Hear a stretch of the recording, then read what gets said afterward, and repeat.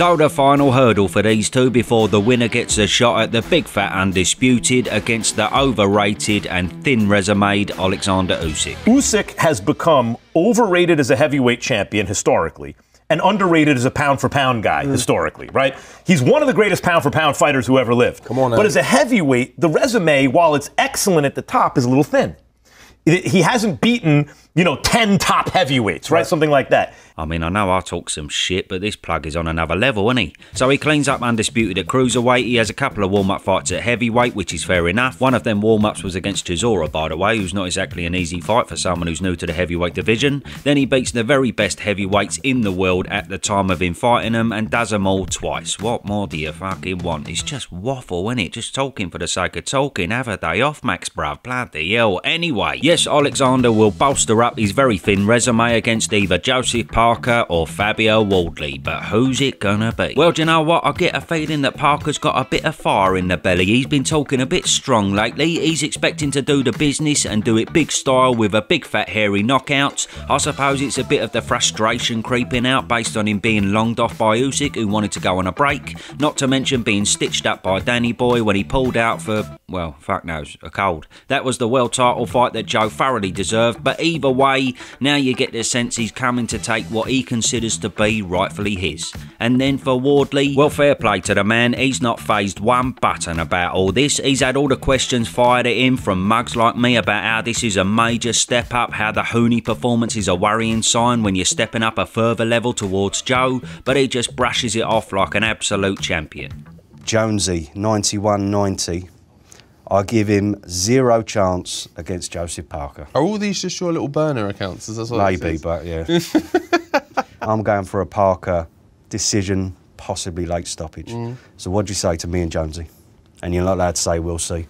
I say that I've been keeping a nice little list already of these names and people that have been saying this, and the same way everyone's been very outspoken about how I'm going to lose, I would like the same in a formal apology of when I win. Now, I don't want to sound like a bumhole licker, but these two really are the bollocks, ain't they? These two are what a boxer should be. There's no bollocks, no bullshit. They'll both fight anyone, and all they want to do is fight, compete, and win. It's double refreshing. And I mean, how many people are calling out Moses Atauma at the minute? But Parker said he'll fight him in December if he beats Fabio. He probably would as well. Love it. Anyway, before that, yes, Fabio stands in his way. And if you fancy watching this on Saturday, you can do so by clicking my link below, which takes you straight to the page to get the pay-per-view. Totally up to you, of course. It does help my channel though, so much appreciated if you do. Live only on DAZN. It's bound to be a cracker. Bring it on. Anyway, yes, Joe's got to get past the white-collar sensation, the unorthodox, still learning on the job knockout machine. In fact, Andy Lee and Parker know how unorthodox he could be because they've actually been sparring a kickboxer in camp just to get Big Joe used to an unusual style. Very clever. But then on the other side, you got Ben Davison, the master of finding a way for his fighters to win, other than Joshua Dubois. That one went a bit tits up. But yes, after the Clark draw, they found the holes and done a demolition job second time round. Then for Hooney, okay, fair to say it weren't going their way for, well, most of the fucking fight. But still, he also found a way to win through his extensive analysis and finding the subtle movements that Hooney makes in order to land that closing shot.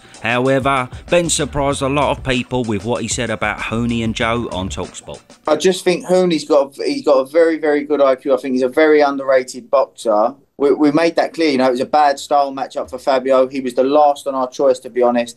Fab wanted the show to go on and decided to go over it anyway. And we knew that he could have won that fight by knockout, not without coming through some sticky patches. Can I push you, Ben? I know you probably might not want to answer this, but I mean, I think Joseph Parker is a better fighter than Justice Hooney. He's a better fighter technically on all levels. How's he going to bank rounds against Joe Parker? I don't think he is he a better fighter? Overall, he's probably a better fighter, but I don't think he's as quick, as good at processing. Really? Yeah, I think Justice Hooney's a very, very underrated boxer. Very good IQ, sets little traps that people don't see, and very, very hard man to deal with. And just stylistically for Fabio, we didn't feel it was a great matchup for him, whereas we don't feel like that with Joseph Parker. So there we go. I mean, I've got to agree with old Jordan. I don't know why you even need to think about if Parker is a better fighter than Hooney. That's an absolute given in my eyes, based on his stature, his experience, and of course his wins. But then he says Hooney was a bad style matchup for Fabio, and that was in fact their last choice of opponent after Big Tits Miller pulled out, alluding to Parker basically being a style that's much more favourable. Well, yes, Hooney is very skillful and he does have a good IQ as he showed on the night, but for me, I'm looking on thinking, well, you'd have to say Joe has at least as good of an IQ, if not better, but on top of that, he's got some serious speed and he hits a lot harder as well. Fair dues, he may not be as busy as Hooney, because Hooney is very fleet-footed and very active, but Joe is plenty clever enough to find the gaps like Hooney did and find his way through Fabio's mistakes in order to land. Plus, as mentioned, he clearly hits harder than Hooney, so when he does get through, Fabio could potentially take even more damage than he did in that fight. Now, Fabio has said that was an off night for him, which is fair enough, you can't be spot on all the time, but obviously he will have needed to make major adjustments, because if he fights like this against Parker, then there really is only one winner, and it probably don't go the distance as well. So naturally, like a lot of people, I do think it's a bit of a bad look, the Hooney fight, since he's now stepping up a level or two even higher, and on top of that, we can't not mention Joe's naughty chin. It's a far cry from Hooney that from the eye test is probably a lot more capable of taking the shot that Fabio landed to finish that fight. I can't say Joe would have taken the punch that Fabio landed against Clark, because that one was fucking nuts, wasn't it? It turned Fraser's head into a fucking triangle. But this shot, I could see Parker getting up straight away and just brushing it off. If he even goes down from it at all, by the way. Ultimately, Hooney never had the chin, but Parker certainly does. I mean, I know he's been down a few times, but to be fair, the Joe Joyce knockout was a combination of being completely worn down. It's very hard to see Fabio replicating that version of Joyce. Then the Zhang knockdowns and the Dillian knockdowns. Yes, he made the mistake of getting caught, but when he stood up, it was like nothing had happened. So yes, I'm not telling you anything new here, but fair to say Fabio is bang up against it with all the attributes that Joe has. Not his fault, by the way, because he is a sensation who's come through the white collar route and learnt on the job. It's just that he's now up against someone with the most amount of experience you can get from boxing, who's still fresh, who's on a high from good form, and who's been in the game a lot longer.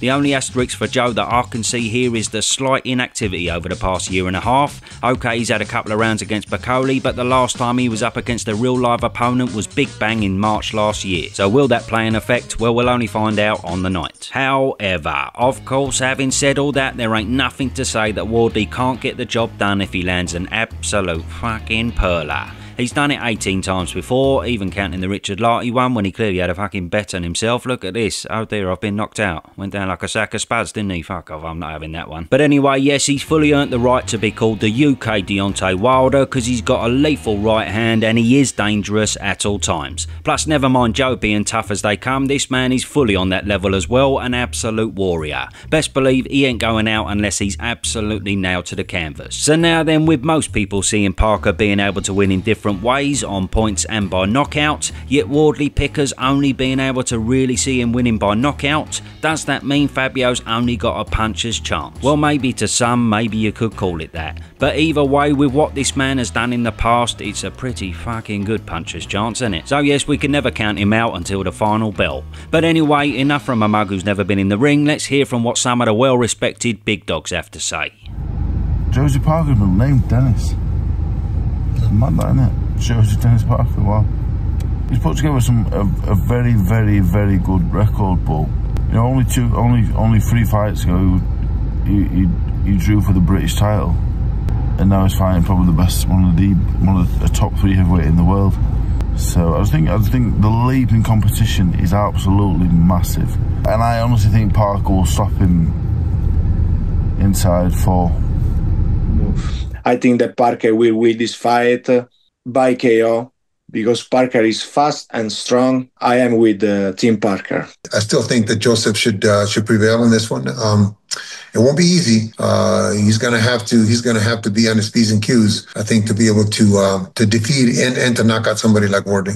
So you're saying Parker? No. I'm saying you got 9 to 6 to 9, not 6 to 9, 9 to 12. Yeah, same. Yeah, I'm saying Parker. 9 to 12. That, man. I'm going Fabio. First 3 rounds, I'm gonna knock him out. Interesting stuff. So to finish off, he said it himself recently, Parker's seen all this before with heavy-handed heavyweights. It's nothing new to him, and to be honest, I think his confidence will be absolutely on the ceiling in this fight, not just from a good run of form, but just from knowing that Fabio is a much less experienced fighter who's operated and had problems at at a much lower level. On top of that, he's taken the best of Zhang, he's crafted his way through the devastating right hand of Deontay Wilder, so that's going to perk up your confidence big time if nothing else. But yes, he'll be going in there knowing the level he's operated at for so many years now, and most likely he won't see Fabio doing anything on the night that he won't feel he'll be able to deal with. Now I'm kind of expecting a relatively tentative start, a bit like he did against Wilder. He was on the outside for a while, downloading data and waiting patiently to find the gaps, but if he does eventually find them going into the later rounds, he could potentially be a lot more dangerous than Hooney just because he hits a lot harder. Plus Fabio's never really had the best defence. We've seen him take a few humdingers against the likes of Gorman, Clark and obviously Hooney among others, so again that just leads me to think that Joe could land a lot of shots here once he finds his groove.